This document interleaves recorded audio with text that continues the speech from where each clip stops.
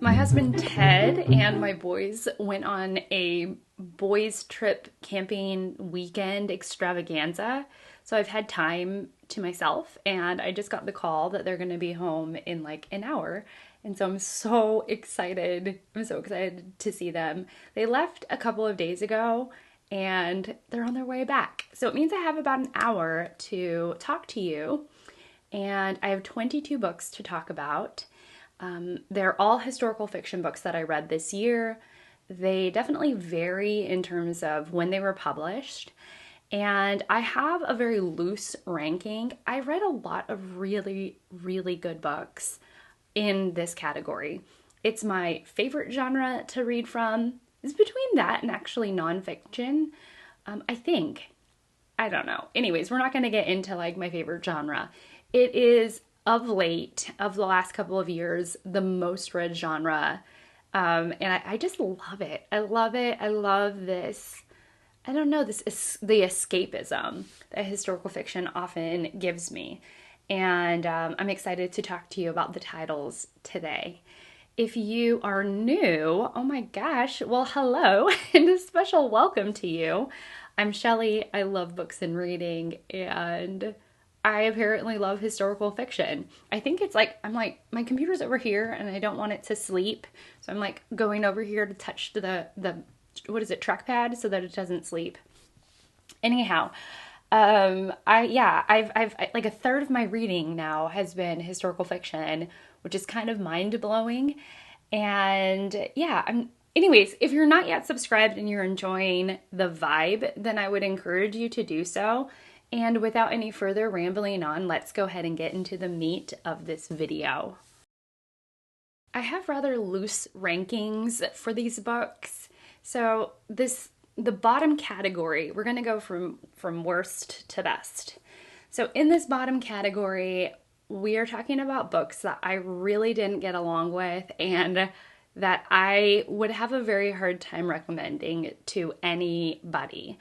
But it also means that if you love the book, continue to love the book and disregard what I have to say, okay? Like, I'm not trying to get anybody to not like their favorite book, okay? So the first book is Diva by Daisy Goodwin. This is the story of Marie Callas, an opera singer who ends up in an affair with Aristotle Onassis. The Aristotle Onassis who ended up marrying Jackie Kennedy and turning her into Jackie Kennedy Onassis, or Onassis Kennedy. I'm not really sure because I didn't know much about Aristotle Onassis until I read this book. And little did I know that he was one of the most wealthy individuals on the planet, like just extremely wealthy. And so, in kind of a, what is it? He liked to entice women. Women were his downfall. So the story is really about Marie, even though I thought the most interesting character was Aristotle, I think. And she's an opera singer, and she is kind of a diva, as the title would indicate. I thought the book was kind of cheesy. I don't know how else to describe it. It was a bit thin in terms of depth. And I don't really love that. I want things to be layered. I want it to feel complicated, and I want to suddenly feel like I am invested in the story. And it was really about her career and her career feeling like it's not as vibrant as it once was. She's in a complicated affair with this man who's got a lot of wealth, and it's about, it's about her life in more of her later career season, her later season of life. Not late. Oh my gosh, I need to move this computer because I'm not going to bend over every 5 seconds to talk to you. Okay. So it's more, and it'll flip to back in time, talking about moments that shaped her. But overall, I just thought that it was just okay. It was a just okay read. and I was ready for it to end, and thank goodness it did, kind of thing. Okay. The next book is A Curious Beginning by Diana Raybourn. Her main character, Veronica Speedwell, she's like a butterfly expert in the Victorian times and turns into a unofficial sleuth because life has suddenly gotten complicated and she is like wrapped up in a possible murder mystery.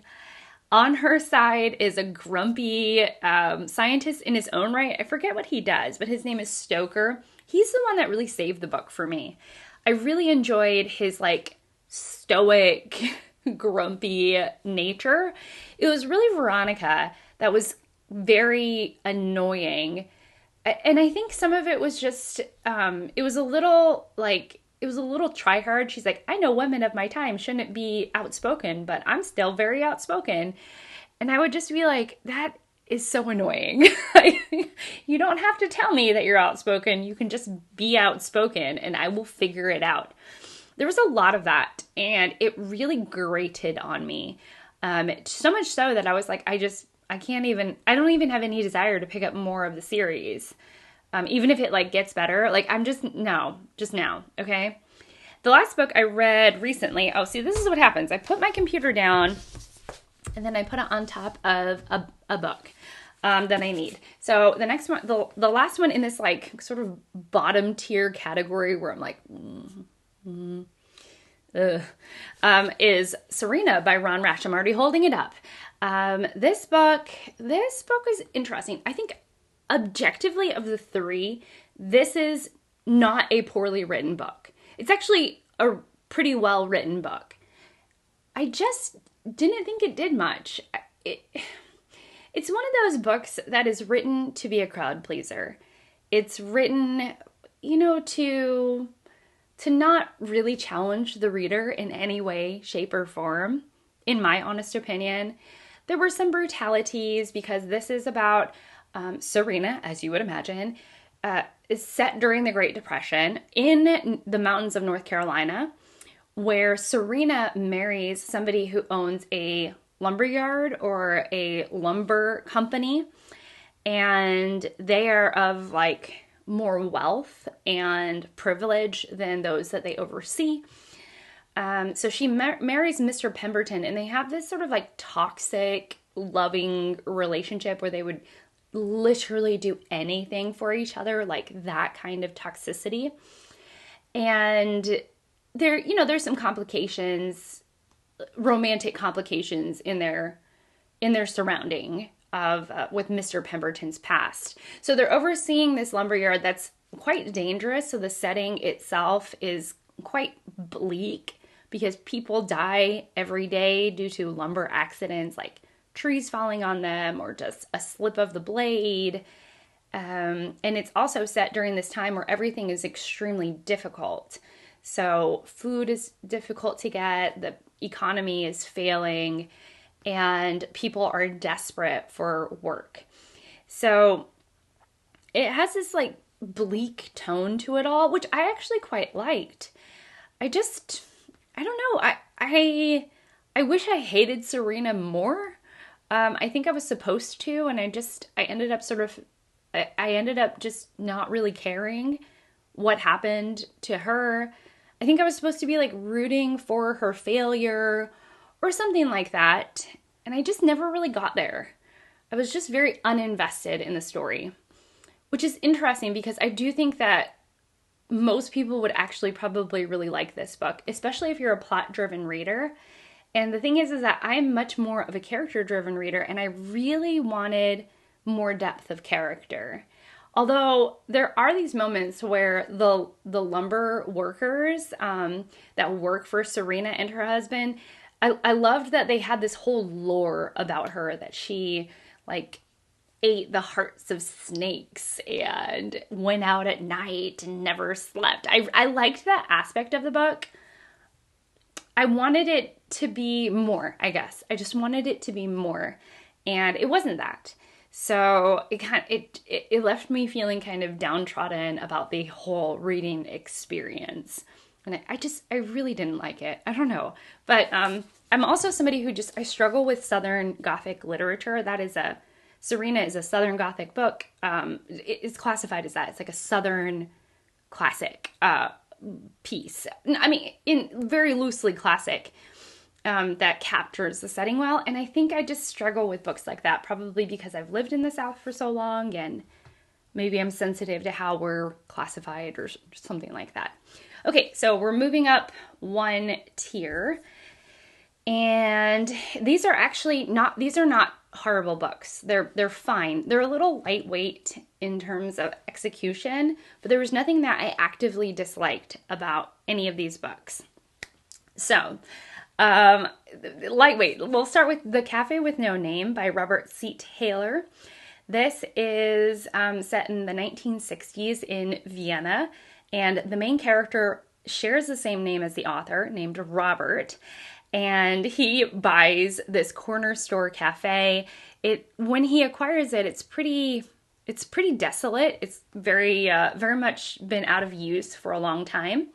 And so you see someone pour their life into making this cafe a welcome place to be and making it a place that people want to hang out. The place that they stop by on their way out, on their way home from work. And from there, a small community is created. And it was a very gentle book. I would say it's one of those books that's almost like a balm for the soul. But also in that way, it was gentle, but it didn't do a lot. It didn't provide a lot of interest or even feeling incredibly invested. I was sort of always on the other side of investment. I was like observing the story from afar rather than getting in with the characters and really enjoying and sort of soaking up every moment, even if it was a quiet book. So I liked it, but I didn't love it. The next book on this list is going to be Briefly a Delicious Life by Nell Stevens.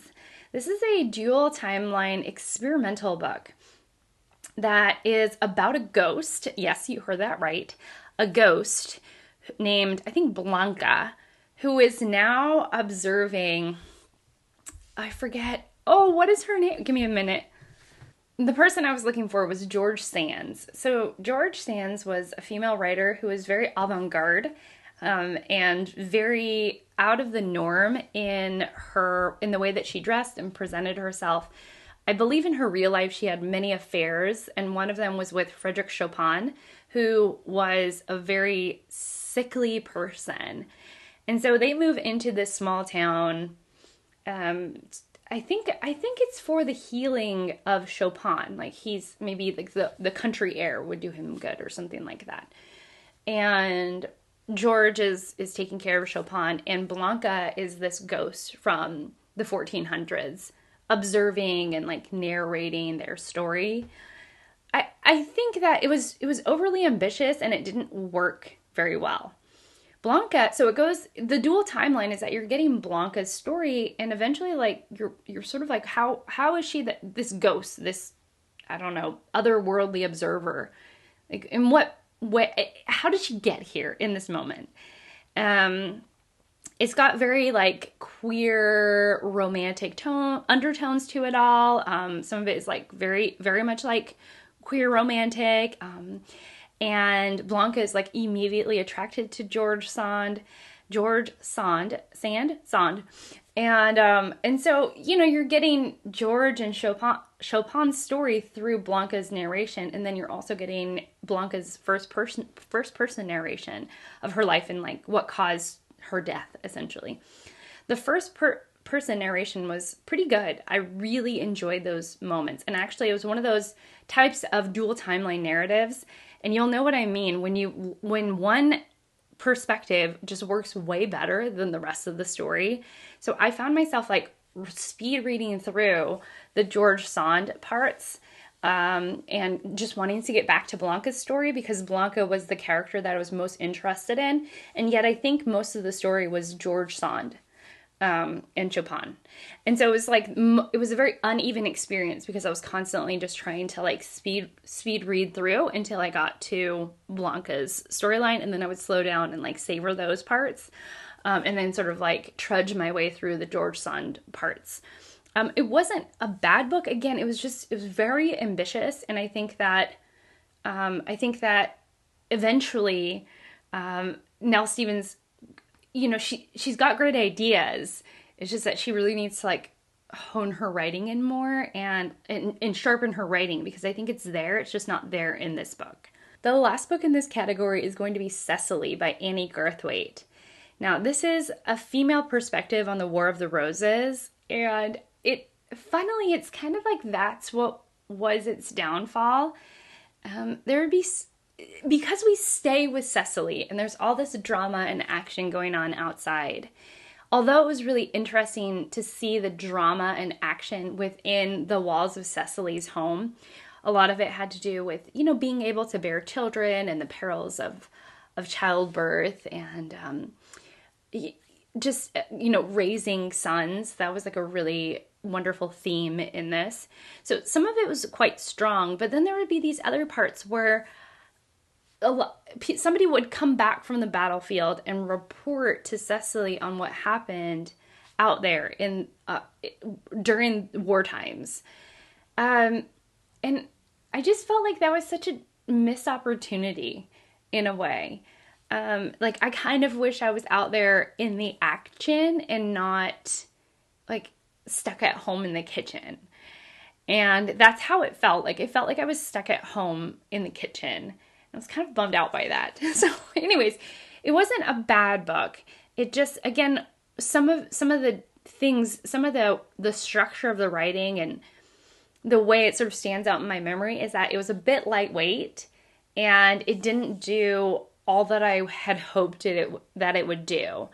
And I wasn't as invested as I wanted to be in it. So yeah, I don't know. It was just an okay read for me. And I'm sure there's like amazing books on the War of the Roses. And like, to me, this is not one of those amazing books on the War of the Roses. Okay, we're moving up a tier. I would say like in BookTube lingo, this is like 4-star reads. Like, I hate star ratings with a vicious passion. Okay, so the first is going to be, I actually have this one. And these are good. These are all really good. Oh my gosh. These are all precarious stacks. Okay, these are all really good reads. So the first was And Only to Deceive by Tasha Alexander. This is an Emily, right? This is Emily. This is an Emily novel. Lady Emily novel. That's what it's called. So Lady Emily is, in the very first couple of chapters, I can already tell that my energy is feeling better now that I've like gotten through the books that I'm like, we're just okay. I'm like, I don't want to hurt anyone's feelings. Okay, so Lady Emily, she has just lost her husband, and he died under precarious circumstances. You know, we're like, okay, like even she's kind of like that, not great. But the thing is that her husband died very shortly after she married him. And so there are these people that are very much grieving her husband's death, and she is just not there with the grief. And so she ends up like matching up with Colin, her husband's best friend, and together they start to investigate the mysterious circumstances of her husband's death. And through Colin, she realizes just how much her husband did love her and what he had thought of her. And like, and also actually Emily very much has a lot of similar qualities to Diana Raybourne's main character, Veronica Speedwell, because of Emily's marriage, and now like the fact that she's widowed has made her very independent during the Victorian period. Similar to Veronica Speedwell, at this point, her like closest family members have passed, giving her this independence that she so much desires and wants to like maintain. So the Lady Emily book it's interesting because in a lot of ways it's so like the setup is very, very similar. Not the murder itself, but like the bones of the characters and their life circumstances. But Lady Emily, she's she's softer, and she is, in a lot of ways, she's a lot smarter. She's a more intelligent main character who is, who we see a lot of growth and change in, even in one book, that I feel like Veronica Speedwell didn't have. And also there's this like self-awareness. So it's like she knows, Lady Emily is very aware that her privilege as a widow, as a wealthy widow now, is that of privilege. And it's like this awareness that is within her, but yet she doesn't want to flaunt it because there are so many people who are mourning her husband, her late husband now. And so it's this delicate situation. On the one hand, she doesn't want to wear mourning clothes, because she herself is not actually mourning for this person that she didn't know very well, but she has to sort of abide by these social standards because of those around her, and she doesn't want to be disrespectful. And I think that even that nuance of awareness, to me, makes her a far more interesting and lovely character than Veronica Speedwell.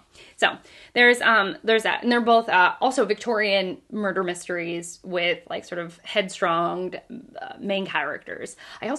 I really liked the love interest in this book as well.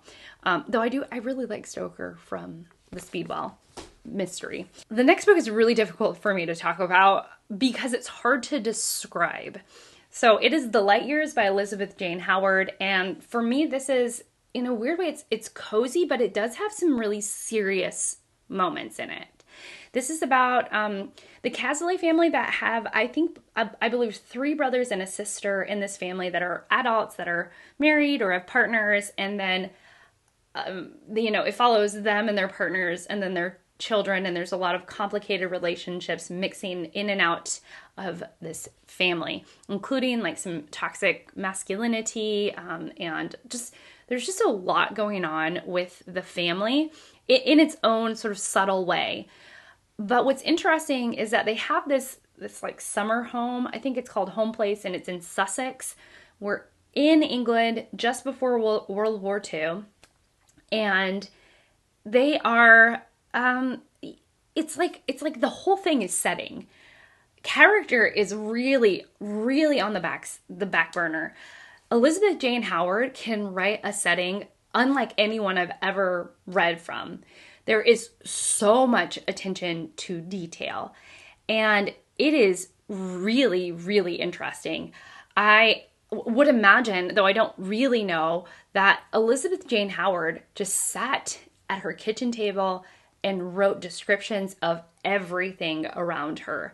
That is the kind of writer that she is. And so in a way, it is this incredibly detailed account of England, in the country, in Sussex, in the 1930s, which is a fascinating document to read, right? And the characters' relationships are interesting, but not nearly as interesting as the setting. And so in a weird way, it provided this odd experience for me because I read, it's like I'm reading, and I want to read, because I'm a character-driven reader, I want to be really invested in these characters. And there were moments where I was like, I felt concern or rage or like, oh no, like these moments. There were these moments where I had feelings for the characters, but what I came back to constantly was just in awe of like how Elizabeth Jane Howard was able to write the quotidian details of this time. I don't know how she did it. Don't know how she did it. And it's interesting because I now remember one of her main characters is reading Gone with the Wind, which Gone with the Wind has its own like issues. Yeah, I have a very complicated relationship with Gone with the Wind. And what was interesting is that one thing that I believe that the Margaret Mitchell, doesn't get enough credit for is the fact that she is also very, very good at those quotidian details. What they're eating at the picnic and how they're interacting with each other, these characters, right?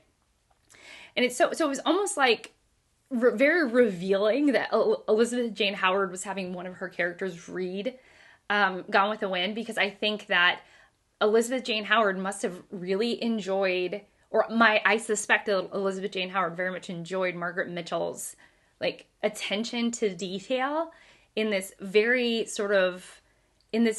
particular way. So I thought that was interesting. I don't know. There's a whole series and everybody's like, it's so good. I just like, it's a lot to consume. It's a lot of setting to consume. And like, I don't remember if there's even anybody that I loved from the book, any character that I was really invested in. And so that was like, it was kind of a strange experience. I'm like, really the main character of the book was a setting. And if I think of it that way, then I'm like, okay, when I want to read a book where the main character is a setting, then I'm going to pick up the next book in Elizabeth Jane Howard's series. But as of right now, that's not really what I want. So I'm just sort of waiting around for when I'm ever in that mood, if I'm ever in that mood again. You know what I mean? It was a strange experience. Okay, let's move forward. The next one would be The Mare by Angahard Hampshire. She herself reached out to me, this author, and sent me her book. She signed it. I lent it to a friend, and so I don't physically have it with me. But oh my gosh, this book was really interesting. It is about a woman who is a housewife in New York, and a reporter tracks her down and says, I know that you were a guard for a concentration camp, basically. So it's just after World War II, and she'd been living as a housewife. I forget her name. Her nickname was the Mare because she like kicked people to death. It was awful. Hermione Brunsteiner is her name. So you're reading from this, not necessarily the perspective of the reporter or anything, but it's like, that's the moment that we meet Hermione Brunsteiner, and then she goes back and starts to tell her story, and it flip-flops between the past and the present. And you're being revealed, as a reader, it's coming together what she actually did and her involvement in World War II. And it's a powerful read. I'm still kind of haunted by it. It is a very good debut, and I'm not really one for debuts. It is a very good debut, and I think that Angahard Hampshire, like, I want her to write something else because I think that she has a lot of talent, and I think she's moving in the right direction. Hilariously, Angahard Hampshire herself told me, I hope I'm saying your name right. Oh, okay, I'm so sorry if I'm not. She told me, Miss Hampshire told me that she is actually friends with Karen Powell, who is going to be the next book on my list. So Karen Powell wrote 15 Wild Decembers. Apparently they know each other in real life, and it's funny that I read both her books in the same time frame, and I like them both. And they're actually right next to each other on this list. So 15 Wild Decembers is about Emily Bronte of the famous Bronte sisters. So it's set in Victorian times, and we are following Emily from childhood all the way through her adult years. And of course it's wonderful. There's a lot about sisterhood and about writing and about creativity and like this utter frustration, at least for me, that I had towards Bramwell, their brother, who has so much more privilege than his sisters do, and yet he doesn't do a lot with it, like in my opinion, and in the book, you see him squander it. And it's quiet, but oh my gosh, it does this thing. So I know that I was like, other books are thin, right? No, Karen Powell gets to this point where she's like, and I'm going to make you, like, I'm going to make this powerful for you. And so we get to this point, it's like 2/3 of the way through, right? Exactly at the point you would want it as a reader, where things start to coalesce. And oh my gosh, I was rooting for Emily and for Charlotte and for Anne, I think her name is. Oh my gosh, Amber, is that right? Am I getting that right? Anne. I'm not like a Bronte aficionado, okay? Like, I just casually read the Brontes, okay? I worked for a woman who like loved the Brontes, and so I was like, I'm like a casual reader of the Brontes. So, and I'm like, I want everything for these women. And I didn't know, and I didn't think that Karen Powell was going to be able to pull that off. Because there's a lot of emphasis on setting, and because there's a lot of emphasis on like living in the moors and this quiet scenery, and Emily sort of being somebody who was attentive to her surroundings. And then it's like, oh my gosh, she did it. And so I was so delighted by this book. Okay. I was so delighted by this book. Okay. Now we are in top tier category, like 5-star, I don't know, 4.5-star reads. Yeah, I mean, it's like, they're all there, right? It's like, this is wow. This is wow. Okay. I've been sitting on my feet this whole time. All right. I have Days Without End by Sebastian Barry. This is, I don't always pay attention to names, y'all. So this is about Thomas McNulty, who escapes the Irish famine in the 1850s and goes to America and is like doing everything he can to survive. And he has this partner, John Cole. Did I just peek at the back to see his name? Yes. So we have his partner, John Cole. And so it's like John Cole and Thomas McNulty making it together. And it's brutal out there for these guys because they're like willing to fight in armies in order to get paid and fed, and they're willing to do odd jobs, and they're just trying to make it together in this incredibly brutal, sort of like gritty, grungy America that they have come to in order to escape a much worse fate in their home country. And so what was so great about this is that the characters were great, and Sebastian Barry is incredibly playful with language. And I, when I think back, I think that it was so subtle how much I cared about these characters. That just my heart sort of broke for them. And it's not necessarily a sad book. I'm just saying, like, I cared. Like, I really cared, and I really wanted the best for them. And, when the best doesn't always happen, or when they're in peril, which is what great fiction does, like, my heart would just leap in my chest, and I would just be like, oh my gosh, I don't want anything to happen to my wonderful, sweet little boys. Like, that is how I felt. I felt very motherly toward them. I didn't realize that until I'm saying it out loud, but yes, I felt very motherly toward them, and I really, really enjoyed that book.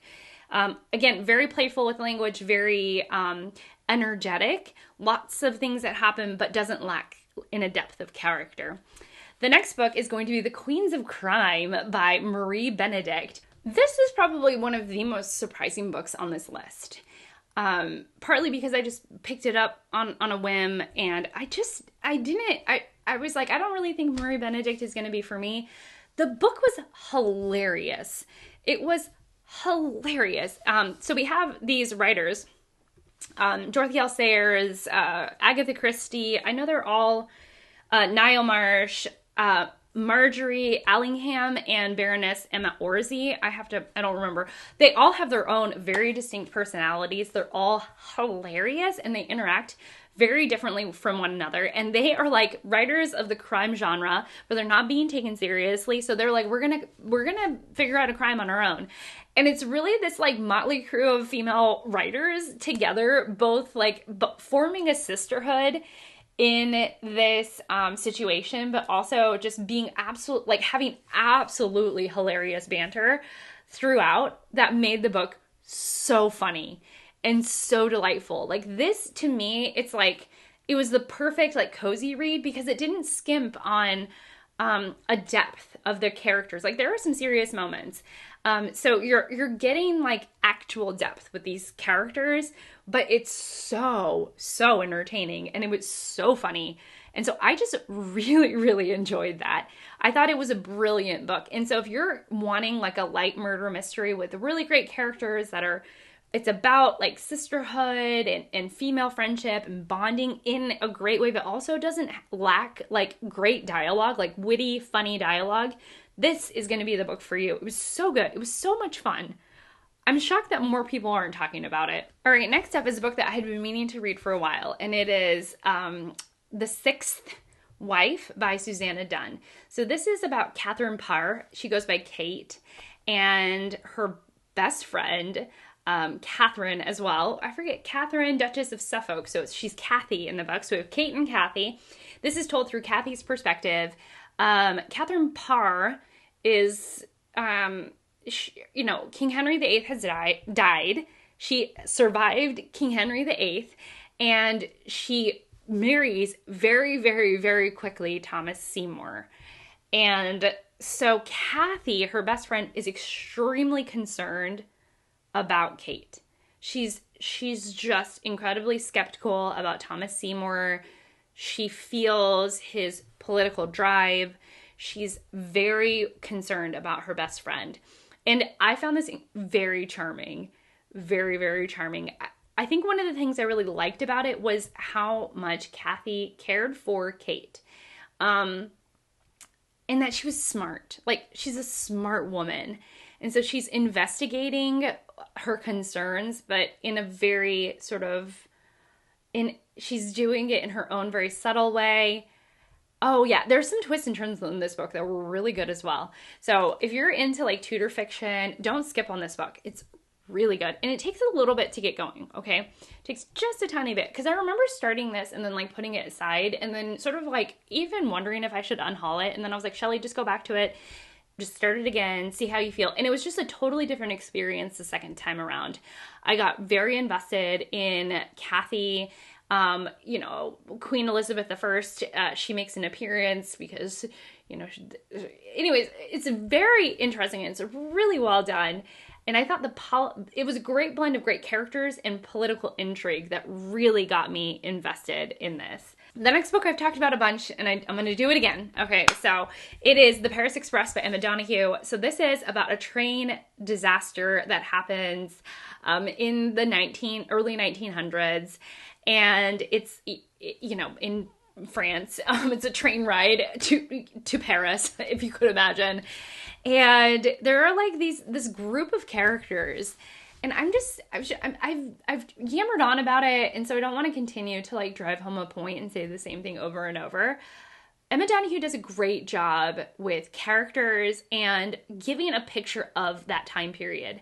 So it's sort of, she has this motley crew of characters, but purposefully she has a motley crew of characters in order to show you around the time period of like Paris in the early 1900s. Different painters, actors, train workers, people who like continued to fuel the train so it kept going. What their life was like, what it would be like in that confined space to continue to put coal into a train, what that work might have been like, what it would be like to be a painter at that time. Different, there's like a father-daughter duo where the father is a political figure and he has a daughter who's got a mind of her own. And so it was just really interesting, sort of putting it like a snapshot of France in the early 1900s onto a train that the story is actually going somewhere. Because I think it'd be interesting. I think it'd be easy to do like a portrait of of France at this time, but I think it's harder to like actually feel like you had momentum and that you were going somewhere. And so it was really a well-researched book. It was a really intriguing book, and actually it had thriller vibes because like as I was getting closer and closer to the end, I was like, I don't want this to end. I mean, and I want to know what happens. Like, I just need to know. And there's a lot of books I don't feel that way about at all, but I very much felt that with this book. Our next book is another murder mystery, and it's the first book in the Maisie Dobbs murder mystery series by Jacqueline Winspear. So this is a dual timeline narrative, although not like, it doesn't span hundreds of years. It's just, we meet Maisie Dobbs just after World War I, and she's trying to set up her own private investigation agency, which is so great. And she was also a nurse in World War I. And so it goes back and forth between her time as a nurse and her current case as a private investigator. And what's interesting is that I read The Facemaker by Lindsay Fitzharris, in which she really dives into how World War I shaped reconstructive facial surgery at that time. Because of the new weaponry, like the new firearms, and the amount of damage done to human faces, soldiers' faces in that time. So plastic surgery ended up really developing right during World War I. And what was interesting about the Maisie Dobbs series is that there is this discussion, and one of the components of this mystery is these men who have had huge shifts in their facial features or in their bodies that are because of World War I, and then they're trying to get back to like normal life. So I thought that was really interesting. You can really, really tell that Jacqueline Winspear is like very interested in World War I, very invested in the setting that she's writing about. She's writing great characters, and one of the most charming things I found about the whole series was the relationship that Maisie had with her father, which was really, really touching. And so, yeah, this was great. I need to get back to another book by Jacqueline Winspear, like the second book, Birds of a Feather, because this was a really, really good book. All right, my next book is going to be The Mistress of the Ritz by Melanie Benjamin. I really love this book. This is about Claude and Blanche Ozello, who, Claude, the husband, is the manager of the Ritz in the early 1940s. And through his time as he's manager of the Ritz, he sees Nazi occupation take over Paris, and the change in his setting and in his surrounding, which is really interesting. He's a Frenchman married to an American woman who has got her own personality. She's the life of the party. She's very well dressed, very well loved. And in their own way, they take up their own like internal rebellion against these Nazi soldiers and against this Nazi occupation. And it was so much more about the layers of marriage and having a complicated marriage and growing in your marriage. So there's like that layer. There's the layer of like the resistance that each put up in their own ways, in their own manner. And it was also about like strength of character. This book is structured so well though, because at about the 3/4 of the way through, it's like everything takes off and I couldn't put the book down. I was so invested in what was going to happen. And in a lot of ways, it's brutal and tough, and like my heart was in my throat as I was reading, and I was really rooting for our characters, and I just couldn't put the book down. It was so good. It was so good, and absolutely worth like every single page. It was so good. So if you're interested in like, I don't know, like a couple done right. Like Serena to me was like a couple done wrong. This is like a couple done right. I loved it so much. And it had just, again, so many layers about marriage and growing in your marriage, like growing in one's marriage and like letting people surprise you. That was so good. It was so good. I must really love books about complicated marriages, because my next book is No Angel by Penny Vincenzi, and this was a phenomenal book. This is about Oliver and Celia who get married, and Oliver owns a publishing company, and Celia definitely comes from money. I think I'm a little off center, so I'm gonna just fix you real quick. Okay, so Celia like marries down, I believe, when she marries Oliver, and he is like a working man, and Celia ends up getting really invested in the work that Oliver does, and she has a lot of passion for it. And what I loved was like the talk about work in this book. I love that they're trying to figure out how to market things, they're trying to figure out what to buy, what authors they should align themselves with, how to make their publishing company successful. And Celia really loves work. And she also like wants to be a mother, and the like expectations of motherhood on her and how that changes her work life, which was very, very relatable to me. There's also just like the marriage itself is totally imperfect and really messy. And there was something really pleasurable reading about that. But it's not just about them and their marriage. There's also these like secondary and tertiary characters that have their own storylines and their own life. And I loved it. Like, I loved it. And you see these friendships of, like between, I think Oliver's sister and Celia, they become really good friends. And Oliver's sister, whose name I can't remember right now, ends up having her own storyline and her own like life-shaping things that happen. So it's like, it very much moves in and out of this whole family. And it was so good, and it was so dramatic, and it was so character driven that it reminded me very much of like a Russian soap opera, but the American version. And it's also set like right around World War II. And so it's a really, really good book. I love this book. My boys are home. So much time has passed between the last clip and this clip because my kids came home, my husband came home, so we've like been catching up and putting away their camping gear, and yeah. So here we are, top 4. In the number 4 place is The Game of Kings by Dorothy Dennett. I will say that this definitely has a learning curve to it. The cast of characters, there's a lot of characters, and she is such a good writer, and she's writing a book for adults.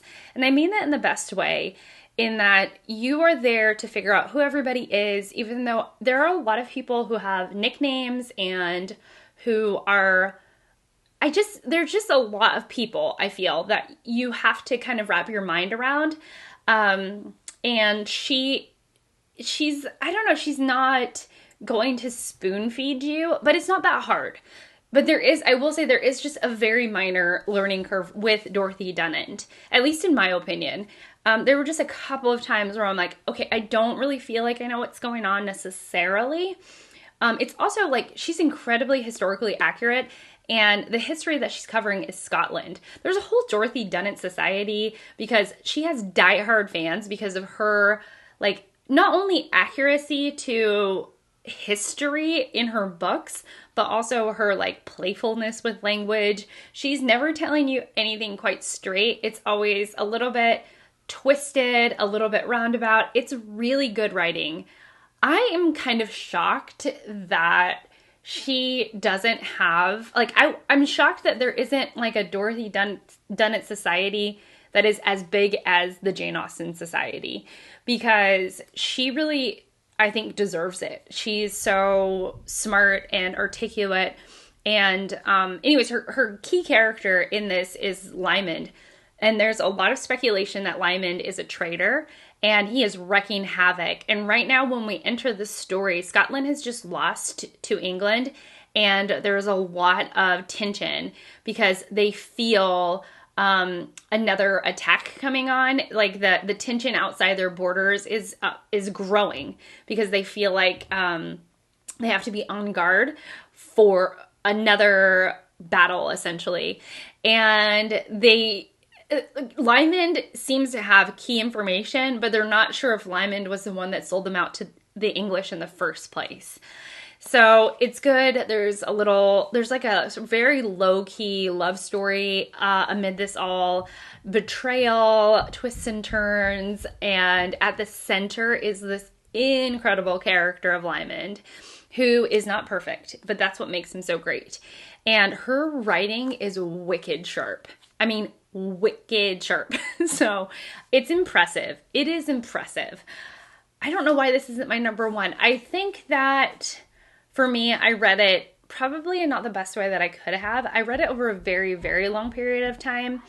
And so I had to do that thing where I was constantly having to reacquaint myself with the characters. And I do think that was a mistake on my part. Maybe in 2026, or maybe in the bridge between 2025 and 2026, I will reread this because I think it is worth that reread. The next 2 books are Wendy Holden's The Duchess and the Princess, which, oh my goodness, these are so good. This is a part of her Royal Outsiders series. It starts with Marion Crawford, who was the nanny to, or the governess, it's actually called the Royal Governess, but anyways, she helped raise Queen Elizabeth II and Princess Margaret. And so these are the next 2 books in that series. She's probably done after that, which is such a shame because she's grabbing an outsider. She is like telling the story through an outsider's perspective. We get to see like the oddities of the British royal family and how they are raised, and like the weirdness of that culture, and being raised for royalty, which is a very niche, very specific kind of job. And what's interesting about that is that when you have an outsider's perspective, they're picking up on like the nicheness of, or like just the oddity of this child, right? Or this like family, right? Like the weirdness of the family. And so they're both really good.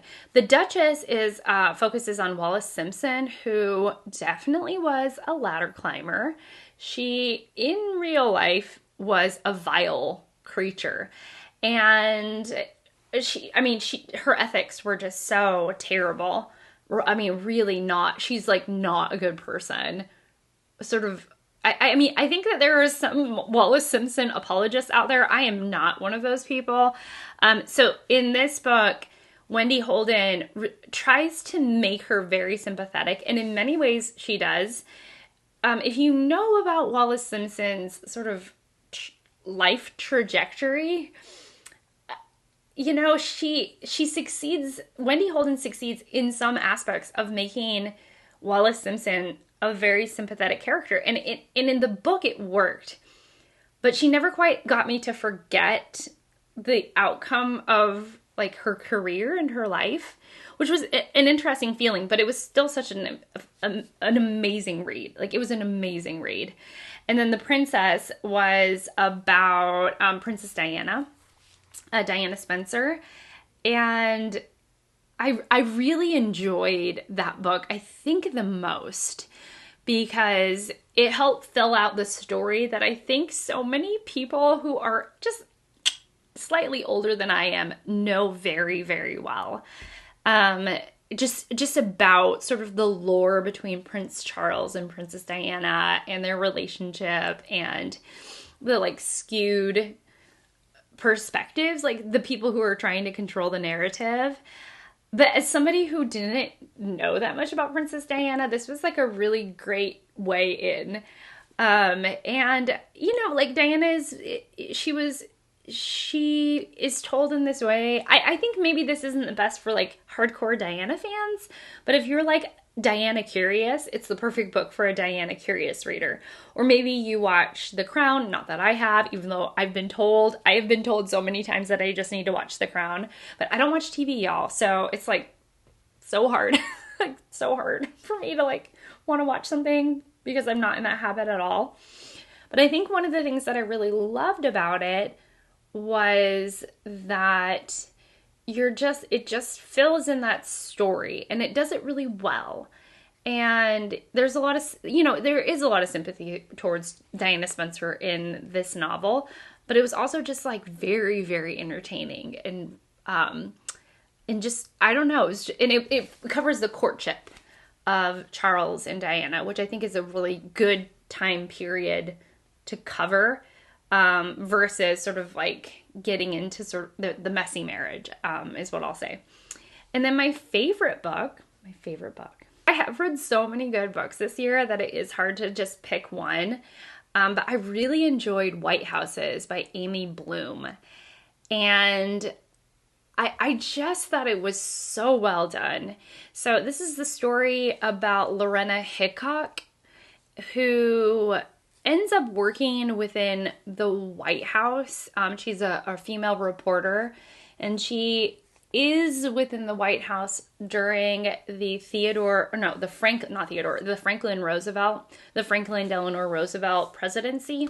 And so thus she is acquainted and becomes the lover of Eleanor Roosevelt. And it's such a book full of grief in some ways, and laden with sadness and passion, and yet so much like care that people have for one another. I really liked the voice that Bloom was able to create with Hickok. She had a very specific voice that was extremely distinct. And it's a short little book. It's 240 pages. There is some brutality. I mean, the book is essentially pretty brutal. I don't think it's like pain for the sake of pain. It is intentionally telling a very specific story. And so like these painful moments do help shape the character that we, you know, come to know, Lorena. But also it was just also so interesting because, again, it sort of did this thing where I was like in living memory, or people in my life have a living memory of like Eleanor and Franklin Roosevelt, in that like they know their story, or they have a knowledge of their story, or like grandparents of mine, you know, like my grandfather would have known more about Franklin Roosevelt and like the way his presidency shaped America. But as somebody who like vaguely knows about that and wouldn't call myself like an expert on that subject in any way, shape, or form, this was like a really interesting introduction into his presidency, but kind of going about it in this roundabout way through Lorena's perspective on the presidency and like her experience being somebody who's like both on the inside and on the outside. But also just telling a really incredible love story that is like poignantly sad. And not in a way where it was like weeping. I was just like, my heart was just heavy for like a day or two afterwards thinking about this book. So it was a really good book. And I really enjoyed it. I wish more people would read it, but I also understand that it's kind of niche. I don't know. I've just heard from people who say they don't like it, but all the reasons why they don't like it is the reasons why I love it. So take that for what you will. And that's it from me. So thank you for sticking around on this long one. I know it was long, and I do appreciate you. Thanks for just being with me. You're the best. And I hope to see you all in my next one. Bye.